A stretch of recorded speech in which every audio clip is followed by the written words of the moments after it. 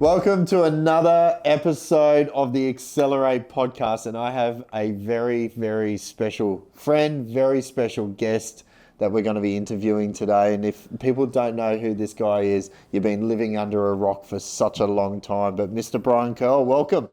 Welcome to. Thanks for having me, Chris. It's good to come out of the city and down to the suburbs to see you. But no, it's a pleasure to be here, mate, and it's good to see you again. Yeah, well, all the people I rang, mate, they all said no, and you were the first to put your hand up. So, so we got you on. I was probably the only one that didn't charge you. Yeah, probably. So, no, well, welcome. But give the listeners the backstory to Brian Kerle, because I know you personally. We spend a lot of time together, especially at the Brisbane Bullets and at the games and stuff like that. But like, just looking at your history and going through some of your stats, like this is going to be a very interesting conversation. But give us a rounded view of the Brian Kerle, or the BK. You'll see we're all sporting the BK ballers. The BK story. Well, it's 59 years of basketball, so I don't know how long this podcast goes for, but I was born in Brisbane to start with. Yeah, right. Auchenflower? Auchenflower, yes. I was born there. I'm the son of a copper. My dad was a copper.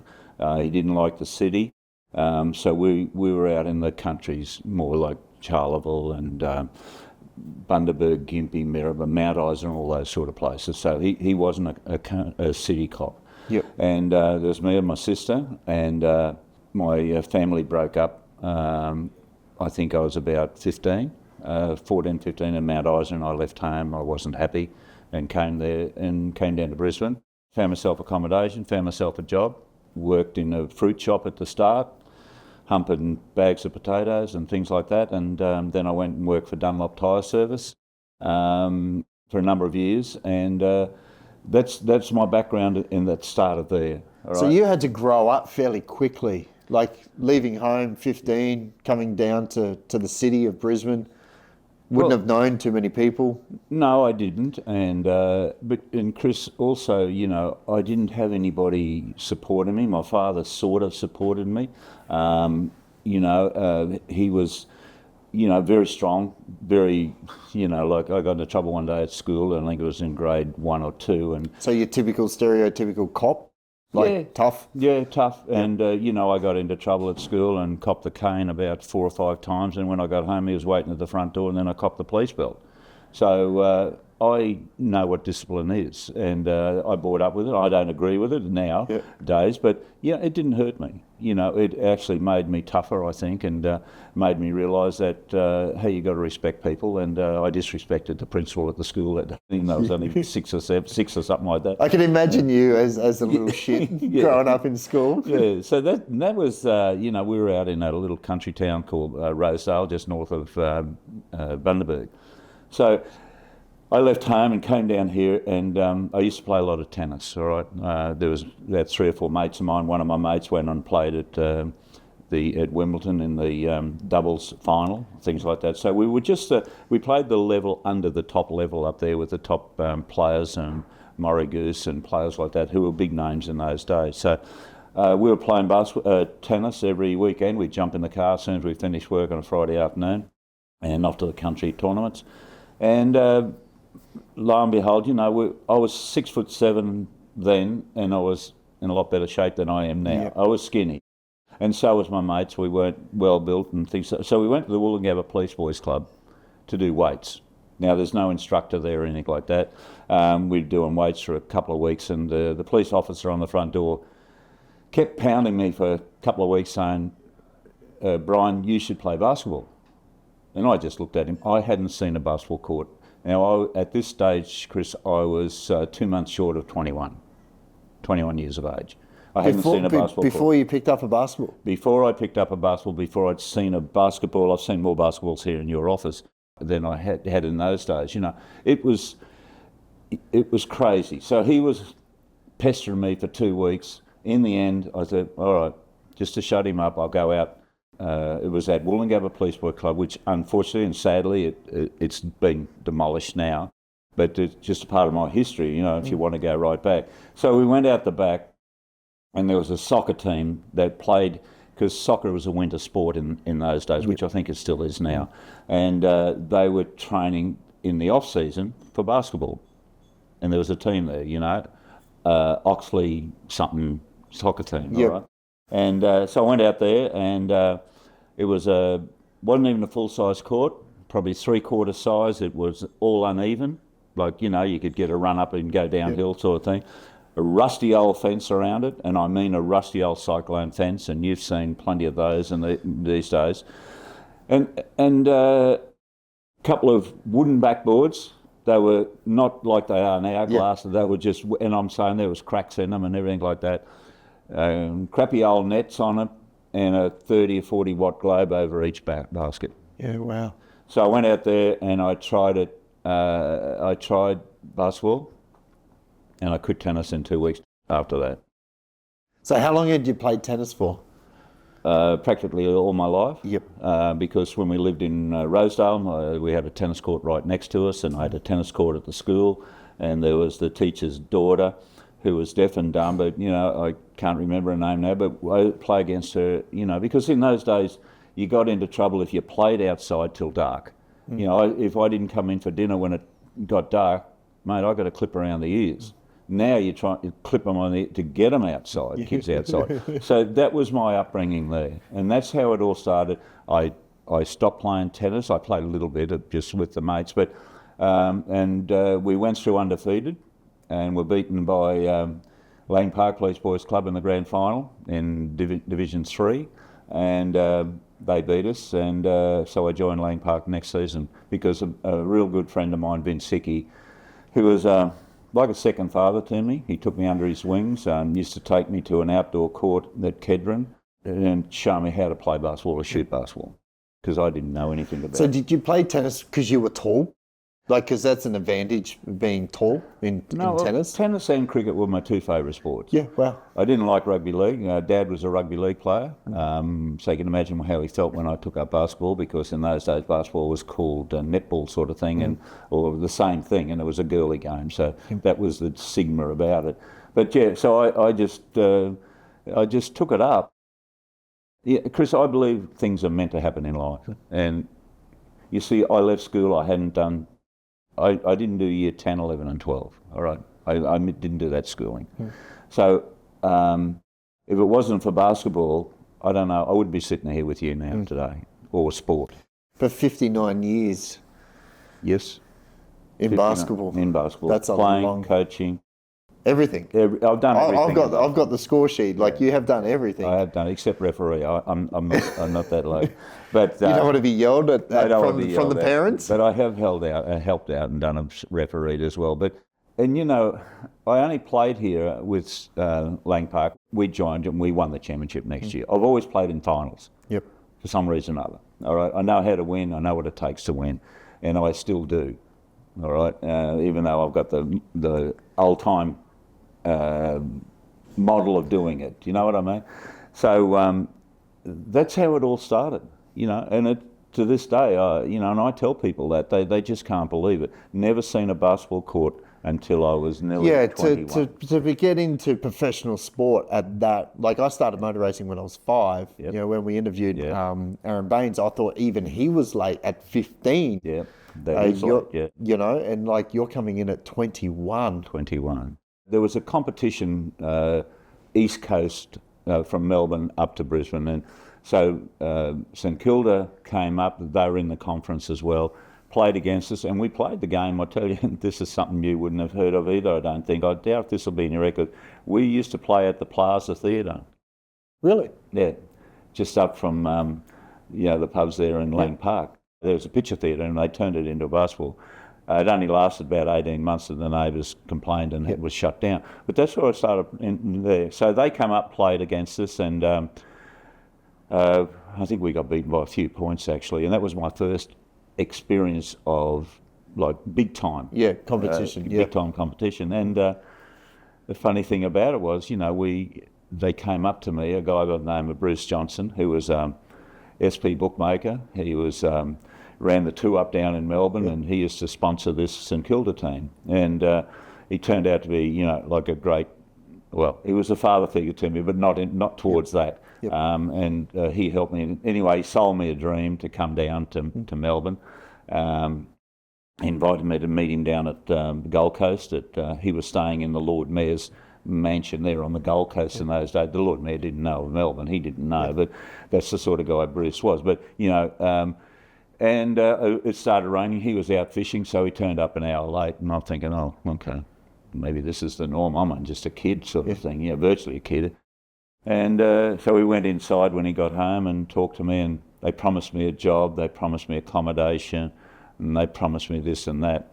When I went down, I thought about it. I was going with a young lady who became my wife, Vicky. I said to her, and she was one of those, her mother and father said she couldn't get married till she was 21. So, and they were very religious type sort of thing. Sure. Not like you and me. So that sort of, and I had to ask her parents, I wanted to go down to Melbourne, so I wanted to go down there and try it out for a couple of weeks or months. All right. So I went down there, was in a unit with the president of the club and his wife, and things like that. And I ended up in not Altona. Where is it? What's it called? The Bulldogs, Footscray Bulldogs. Footscray. Oh yeah, Footscray. As they called it down there. And Footscray was, that's where I started when I lived down there. So I moved down there. After a couple of months, I came back. The coach down there wasn't happy. I came back, asked my future wife, my wife to be, mother, if I could get married, and we'd go down there. And I said I was only going down for 2 years. No, I stayed for 17, 18 years. So, 17, 18.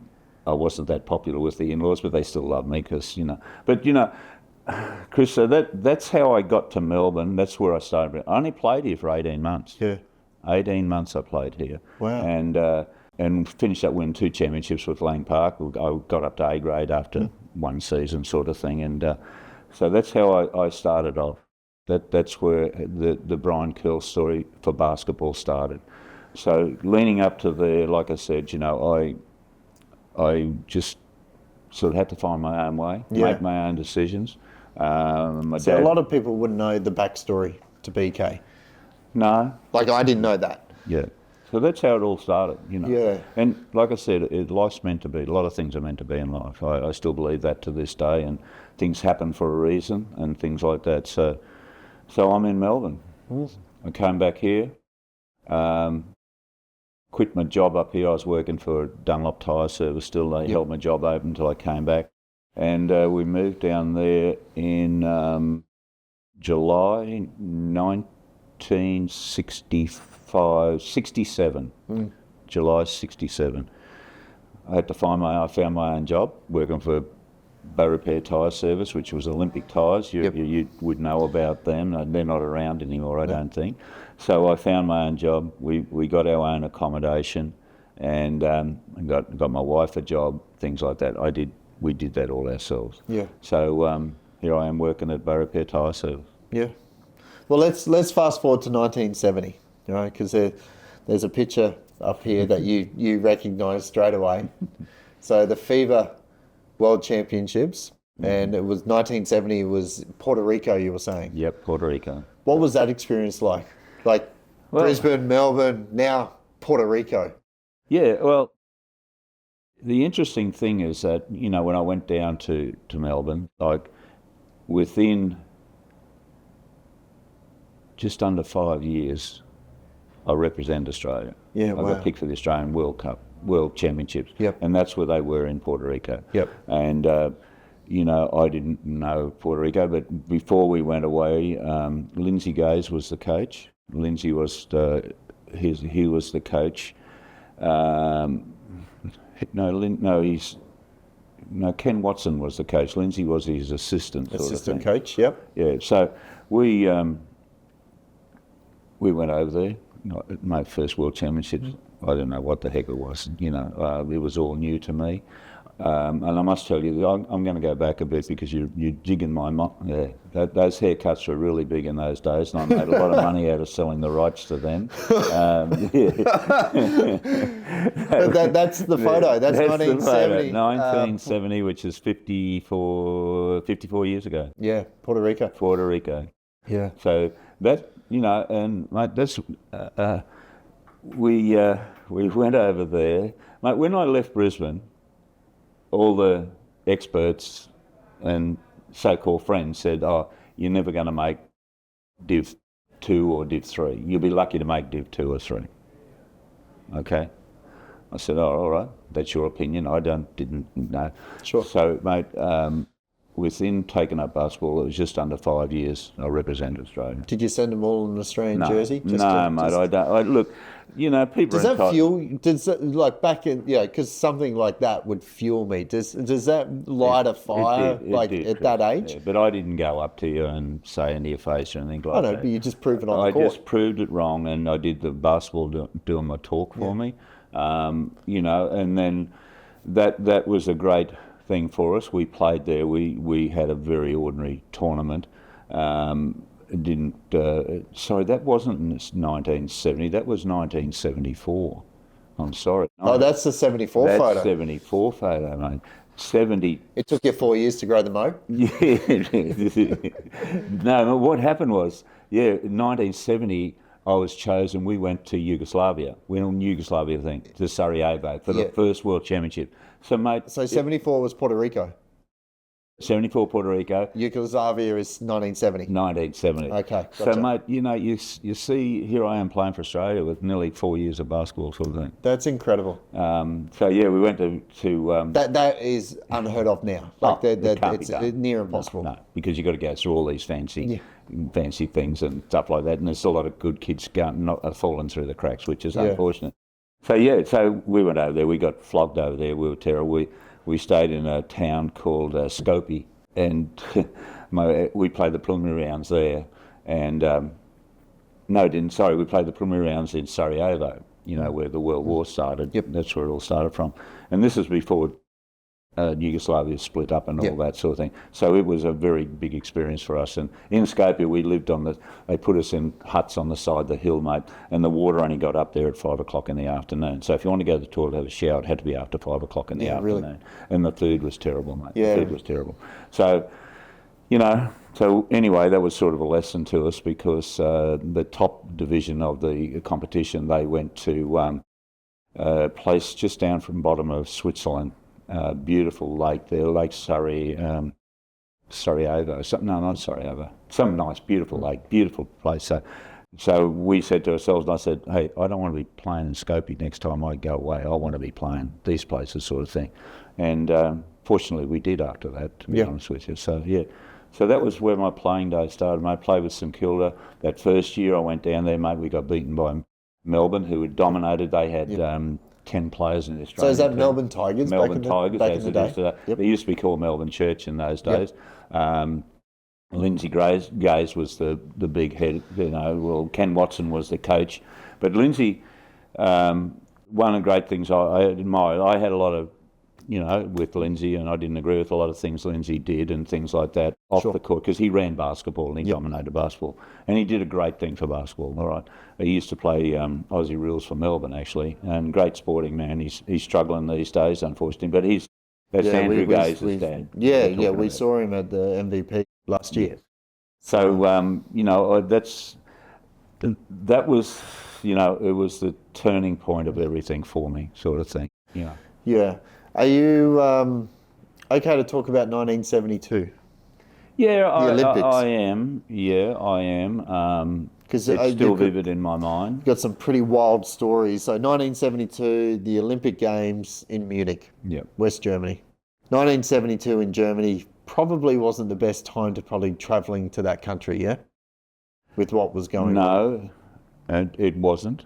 You're correct. It wasn't. And I was a bit naive about it all and things like that, like a lot of us, but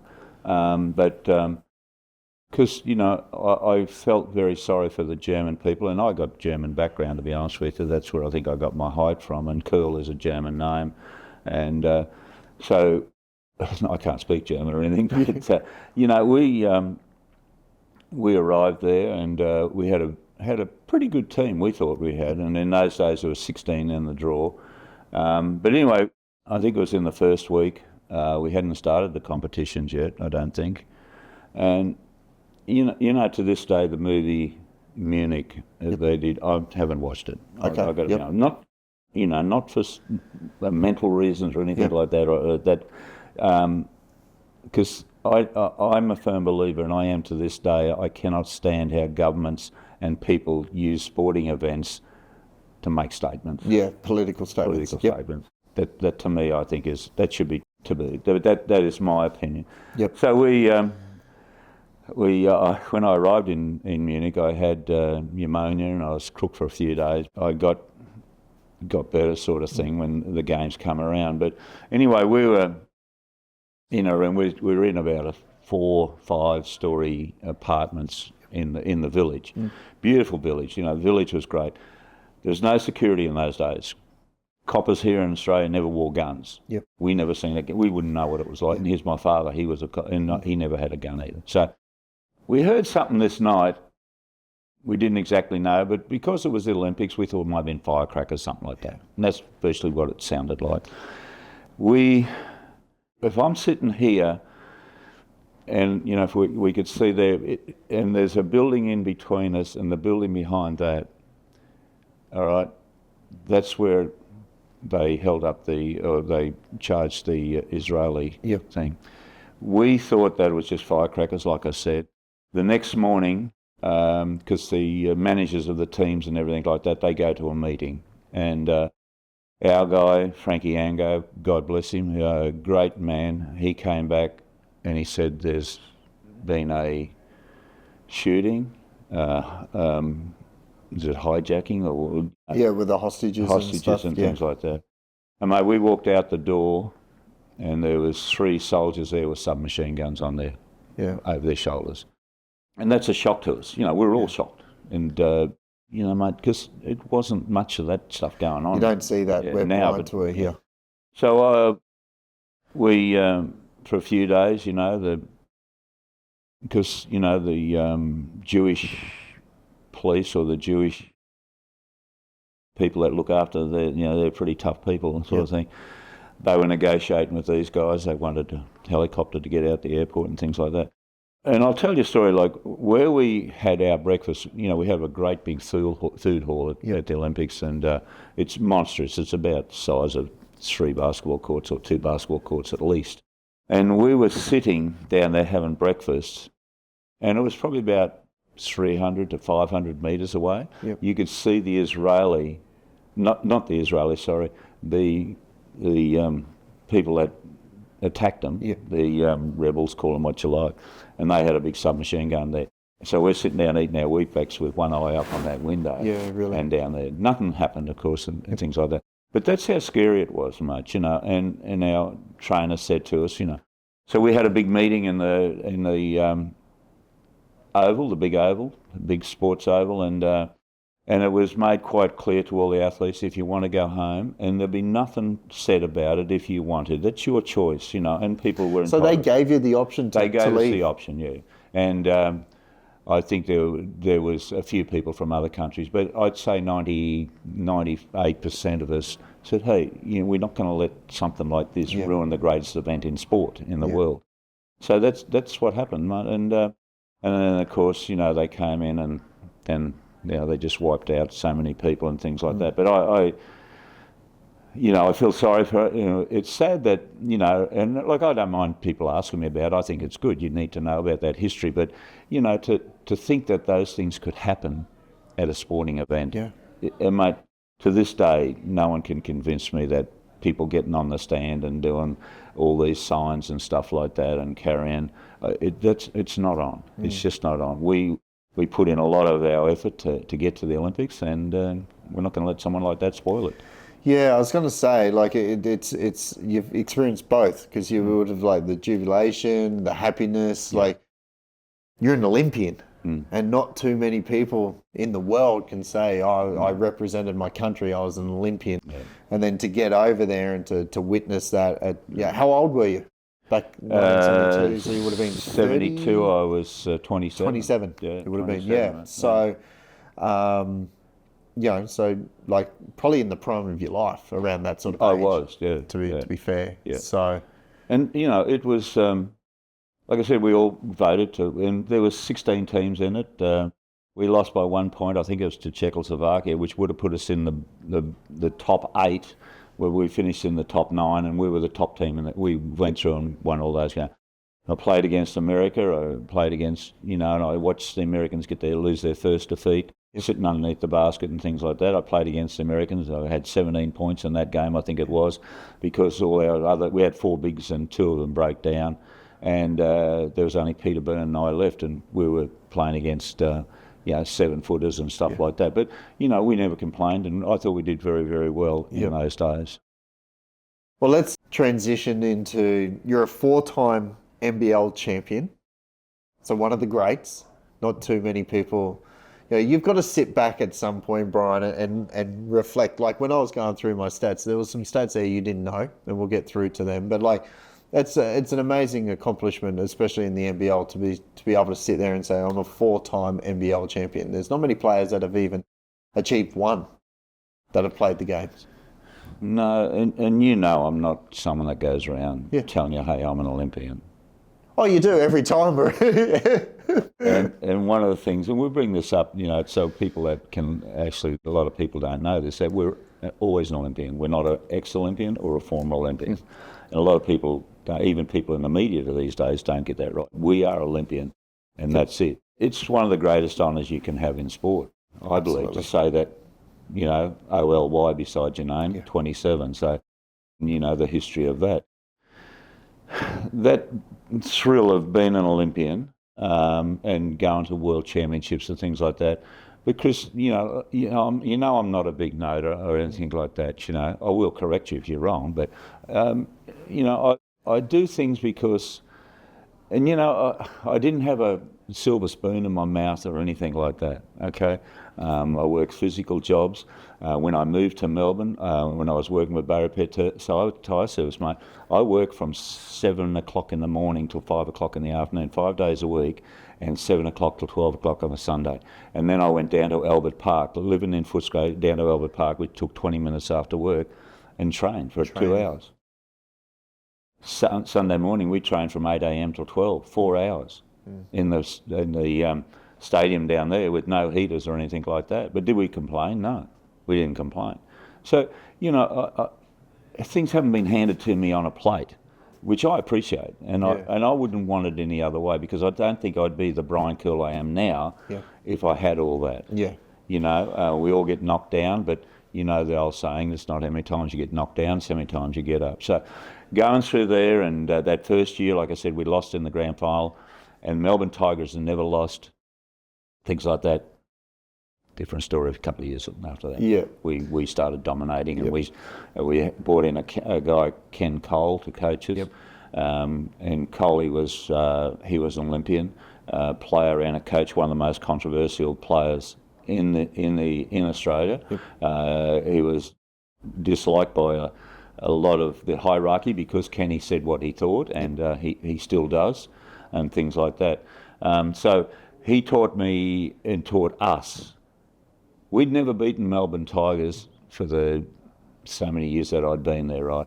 But when Kenny came, we went up to Swan Hill and played in a New Year's Day tournament, and we beat them because he put it into us that, hey, we can beat these guys. You're good enough to beat these guys. He sold us a dream of winning. Yes. Yeah, and that's one thing, and that's a good coach. Oh, he was, But, mate, he didn't have 5 assistants or anything. He was the only coach, and all these stats guys and all these bits of paper they write down these days. But we played hard. We trained harder than we played. Yep. That's how we trained. And that's one of the reasons, with the 72 Olympics and then coming back and going to... I didn't want to go to Puerto Rico. I was wanting to, because I'm by this time too, mate, I was, after being Olympian, here's another story for you, that I was working with Bow Repair Tyre Service, and I don't know if you know, but Sir Frank Bow Repair swam for Australia in the Olympics. Really? And he was the foundation guy of the Bow Repair Tyre Service. Yeah. So I asked him, I was entitled to, I think I had 1 week off, and I asked him for another week off to go over there, and and I asked them, for full pay, and they denied me. Of course. They said, no, if we do it for you, we've got to do it for everyone. I'm the first one since Sir Frank. So, pretty good logic. Yeah. So, Chris, I borrowed, I think it was £2,000 in those days, and I started up my own tyre business. Yeah, wow. Started up my own tyre business with another guy, and I built that up to having 18 people working for us, and I sold out then because I had this dream of, I knew basketball was going to go somewhere, and I wanted to work in basketball, and I got a job with Victorian Basketball. Mal Speed, who was the president then, when I'd sold out my business and got paid up, I worked 2 days a week in a bingo hall down there, which the club got the money and I got paid for being there. And then in the end, I started 2 days. And in the end, I did a few things. They gave me $3,000 to kick the thing off, and because my job was to promote and get sponsorship and all that. But they didn't tell me that they'd sold. They spent $3,000 of the $3,000 on posters of a certain player, and which I think they sold 2 of or something like that. So I had to earn my pay as well. Yeah, wow. Wasn't given. I had to earn my own wages. So that was interesting for me. But like I said, mate, you got to do it and things like that. So I ended up working full time because I set up a bar next door in Lindsay Gaze's old house, and we money, and we were supporting junior teams and things like that. And and mate, I went out and I got a sponsorship for Victorian Basketball. I think it was $50,000 from Pepsi Cola, the biggest sponsorship they'd ever had and things like that. I've never done I'd never done a coaching course. I'd never done a media course. I'd never done a marketing course, anything like that. I'd never done any of that sort of stuff. Wow. And, so that's the Olympics, and then if you move on to 79 when the league starts, that's a whole new story. Well, so you win in 79 and 80. Yep. With St Kilda. Yep. Down in Melbourne. So you're a 2-time NBL champion then. Mm-hmm. And then you win 85 and 87. Yep. With the Brisbane Bullets. Yep. So that's your 4 titles right there. Is there one that stands out? Is there a favourite? Like, so I know which out of what I've won in my motor racing, there's certain races that will always stand out. Is there a championship there that was a favourite, or it was tough, it was hard? There's got to be a favourite out of the 4, surely. Well, Chris, they were all as coaches, of course, right? The NBL. I never played in the NBL and things like that. And in 79, the NBL was formed. Yep. Okay, with a number of teams. They left the Melbourne Tigers out because they weren't in favour of that, and they lose a lot of control and things like that. So when the league was started, the year before in 78, St Kilda, we went over to America, which we did quite often, nearly every year, and played colleges over there. On the way over there, David Lindstrom, who was coaching us, who played out here, he played for St Kilda and he played for Melbourne Tigers, and he coached Illawarra, a great coach and one of the greatest players out here. We're in this situation in 78. David Lindstrom, he got a job at his old alumni in the United States. So we're flying back over the Pacific in a plane, naturally, and the club said to me, "Oh, Kerle, will you coach the team?" And mate, I never thought about coaching. I never dreamed about coaching. Really? I knew nothing about coaching. And it was the only club besides Lang Park that I'd played for. And don't forget, I went down there for 2 years in 67, and now it's 11 years on. Yeah. I said, yeah, I'll coach the team. Yep. And of course, then everyone said he'll never be able to coach. Yeah. All right. And you pulled 4 championships. Yes. So, and I was on a hiding to nothing because in '78, David, we won the Australian Club Championship, we won the Victorian Championship, and win the Victorian Championship was harder than win the Australian one, to be honest with you. So that was the thing then, and then, and then taking over coaching, I finished third sort of thing in those two things. I was on a hiding to nothing. If I win, I'm expected to win. If I didn't win, why didn't you win? So it was a big initiation for my first season. So in '79, the National League got formed. You win. We win. And then you back it up in 1980. Yes. With the same team.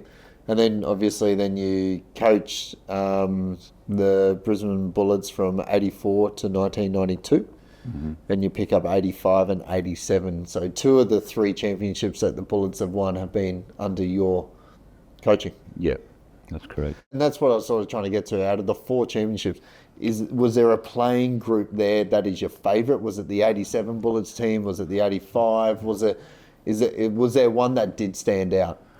You asked me a question before which I didn't answer. Which one gave me the biggest thrill? I guess always your first one. Your first, Pretty exciting. But I touched on a guy called Vince Hickey early in the interview. And 85, when we played down at Chandler, which I'll tell you another story about that in a minute. You're full of stories. This could go for 5 hours. Look, we go down to Chandler and play, and we play against Kenny Cole, my old coach. He was coaching the Adelaide team. And we won it, of course, the first time in Brisbane. And I dedicated that win to Vince Hickey. Yep. Not to Brian Kerle, that was Vince Hickey. Okay. That was for Vince Hickey. And Channel 7 came to me, the bosses of Channel 7 covered the game in those days, came to me and asked me, Curly, if anything you wanted most, what would it be? What can we buy you? What can we get? I said, mate, all I want you to do is take me up in the Channel 7 helicopter and fly me over Brisbane and just hover over Brisbane. That's all I want. So I had an acre of land down Bayside, and they come pick me up and took me over. Really? So to do that for Vince was amazing. The second one in '87 I did for my dad. Yeah. And he was not anti me, but he was my greatest fan in the end. Yeah, he came to all the finals and things like that. Yeah, really. So, I went from a pussy or a wussy or for playing netball or basketball or things like that. Yeah. So I got it. The first one was great, but mate, that first year, and it was an all-Australian team, and I had some great players. That's the only one in history. The only one in history. No one's even got close to it. No All-Australian team, right. And you win the. Yeah. And we beat Canberra in the first final. Yep. They had 2 Americans. Mate, we were 1 point down with 3 seconds to go. And a guy who you know pretty well, his dad, Robbie Cadee, which is Jason Cadee's dad. Yep. Jason, Robbie was playing for me. And I had him and Steve Brandy, Larry Sandstock. I had Danny Morsey, but he was injured. Another one of my players was injured, so we were down, sort of thing. But anyway, we were 1 point down, 3 seconds ago, and the ball was being passed around. Nobody wanted to take the shot, sort of thing, and it was like a hot potato. And we had this one guy on the team, Peter Vidals, who I never played much during the season. He was a bit out there, and he just but he was in the team. And Robbie weaved this pass from the top of the foul line, sort of thing, just out, because there was no 3-point lines in those days, and weaved it through, and Vidals did a reverse layup. I can still remember it to this day. We win by a point, mate. So crowd goes wild and things like that. But that is a memory I cannot, and being the coach and the only coach of an all-Australian team. And, I've talked to you a lot. I've got nothing against Americans per se and things like that, but we're losing the identity of Australians, and that's another subject. But so that meant a lot to me, and it still does to this day.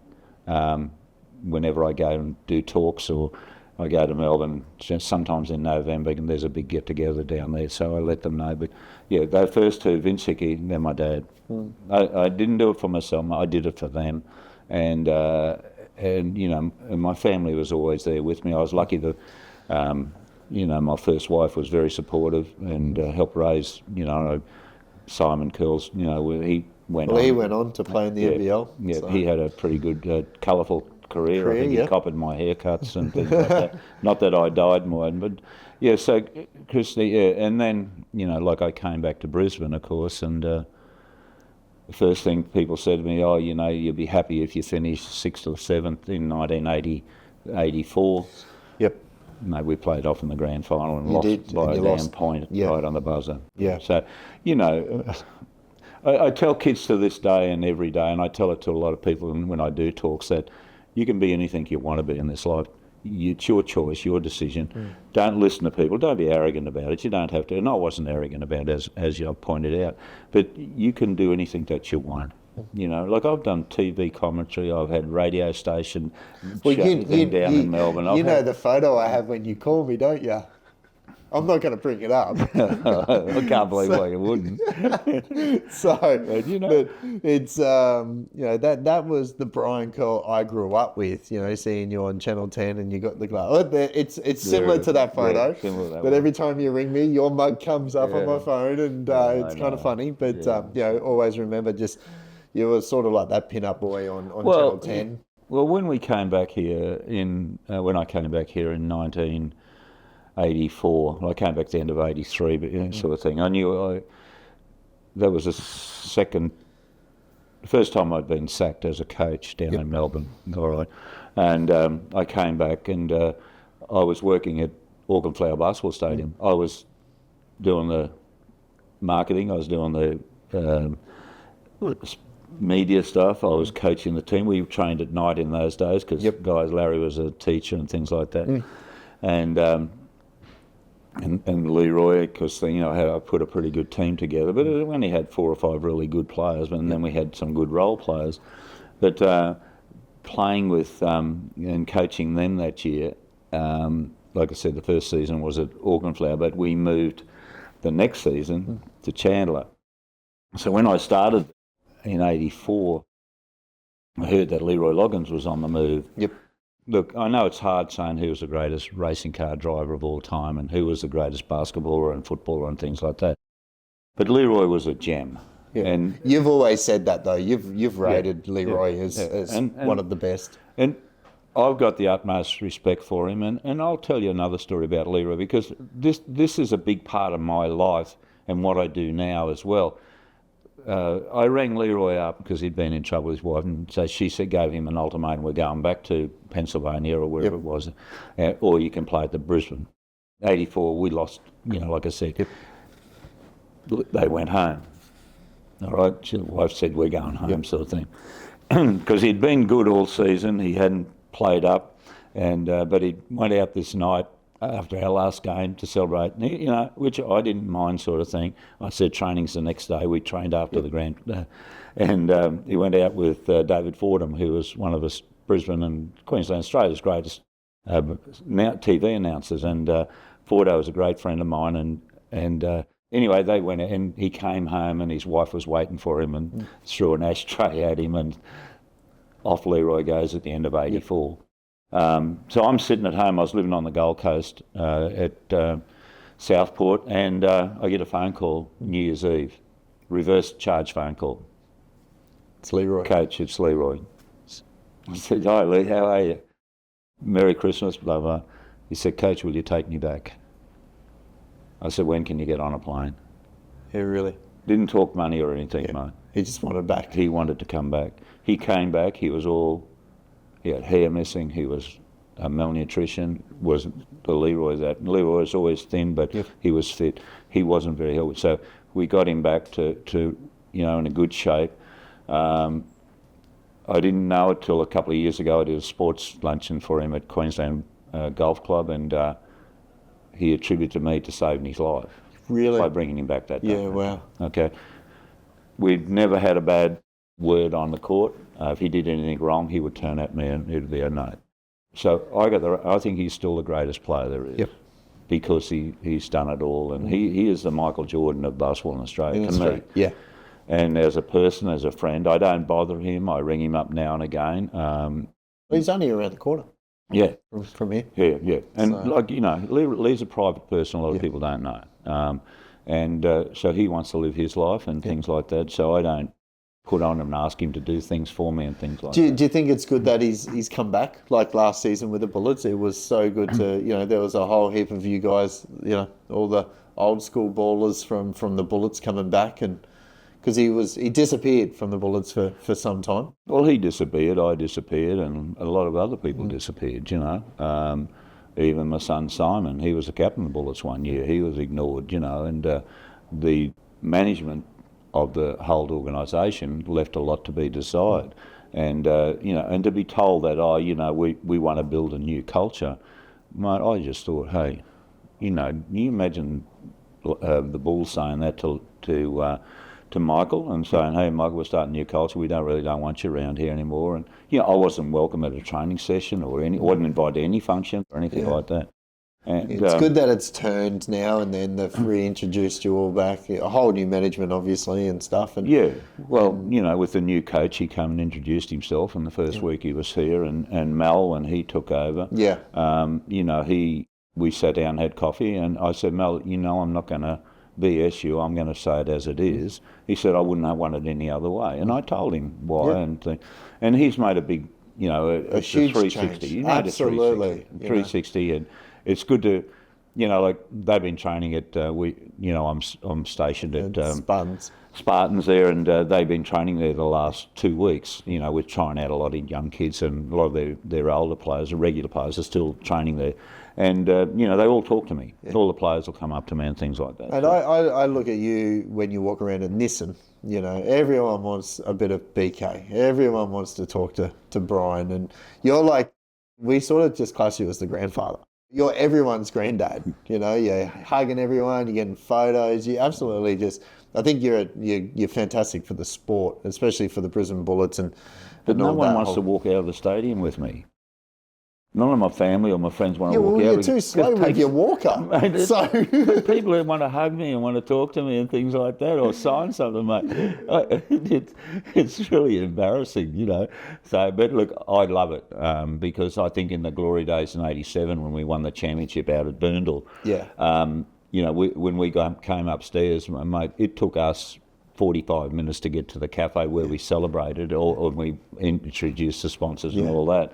And we always signed in, and I remember Larry saying to me when I first came back at the end of '83, we're driving up from the coast, Larry was teaching down there and living down there. He said, Brian Kerle, what do you want me to do? What extra? I said, mate, well, if you want to get paid decent money, I said, you're going to have to help me. I said, you're going to have to get out there and you're going to have to sacrifice a few hours and things like that and talk to people, do clinics and blah, blah, blah, which Larry took on and all the club did too. It's not like it is today.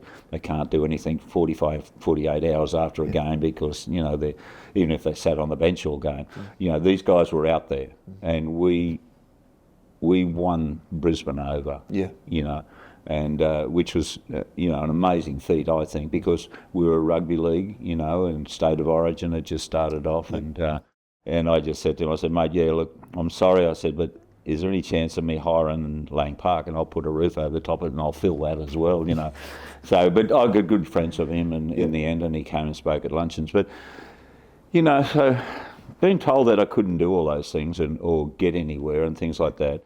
I've got my own club now, the BKLs, and we got 40-odd teams in it. And the kids that come up to me, mate, and the parents, because we've given them something and we've helped a lot of kids be able to play. And the young kids from all of that, they want to be an owl, they want a piece of your time and your things like that. So, mate, I'm doing more basketball now than I ever did. As you know, I'm 7 days a week, and I wouldn't have it any other way. But, I go around the training sessions, I go and watch as many games as I can sort of thing and stuff like that.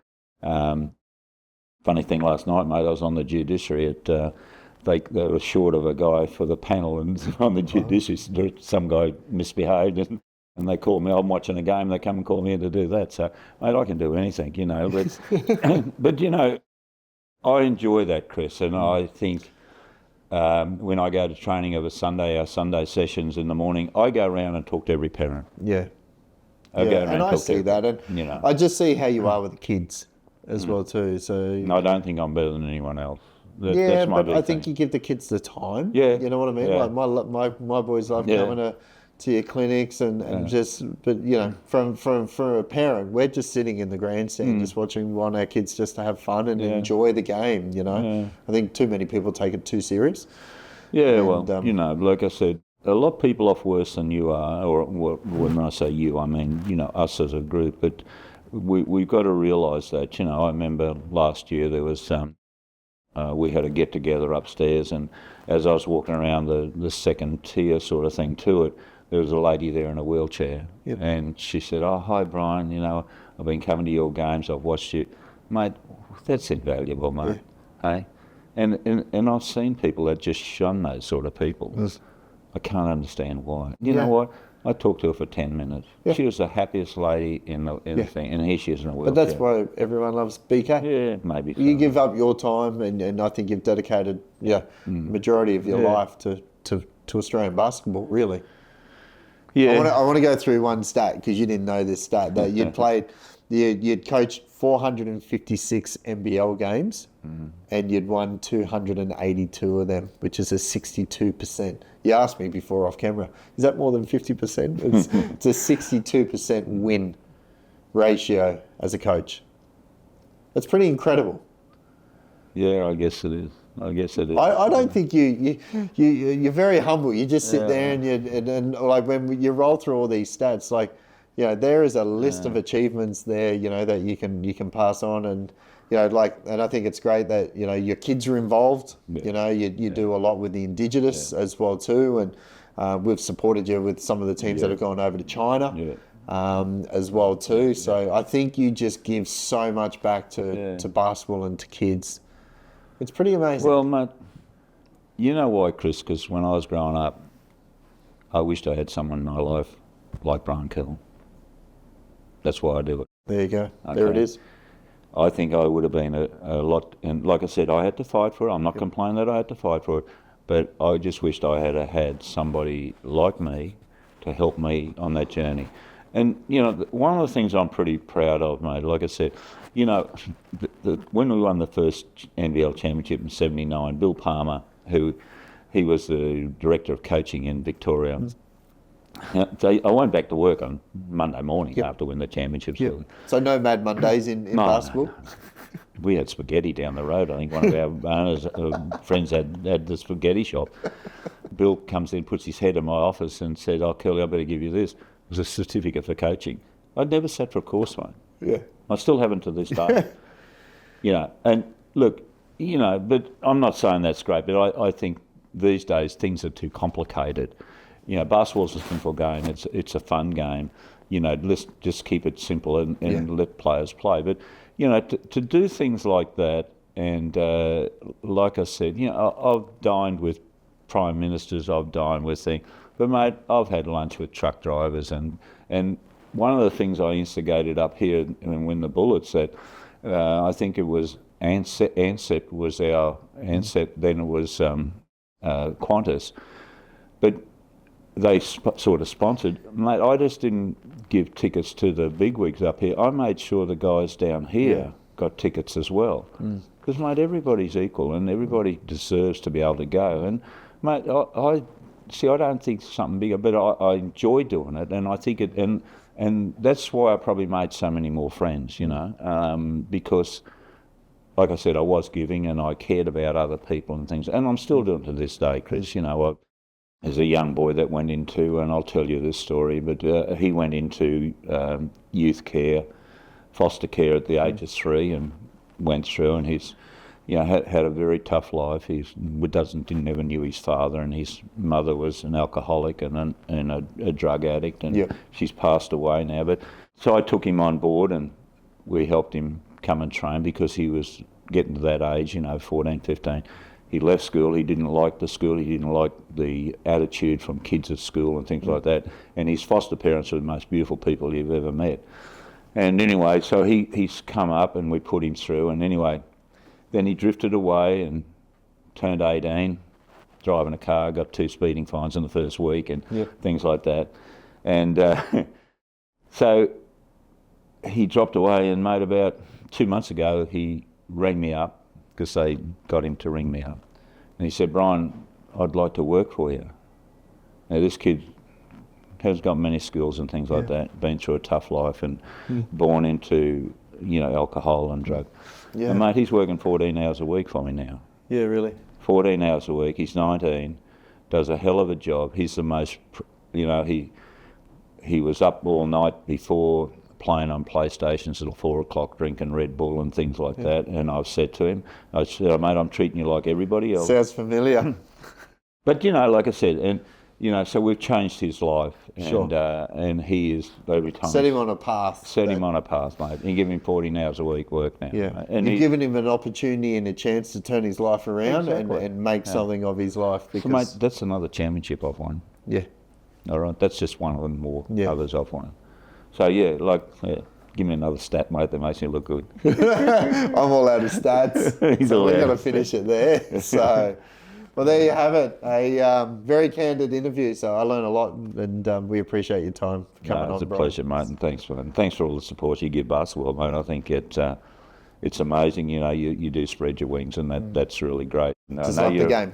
Yeah, well, you got me to go to the first car racing thing. You did. You come out and watched us jump in a race car, and very different to basketball. You welcome me out there too, and that's good. Like I said, it's good to be able to do those things and find out things, and things like that. And that's how I've got through life, mate, is asking questions and learning about people and where they come from, what's your country like and all like that. Because the biggest problem in our world is ignorance, and the sooner we can eliminate that.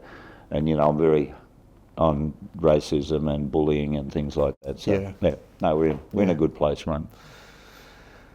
Fantastic. Thanks, Fez.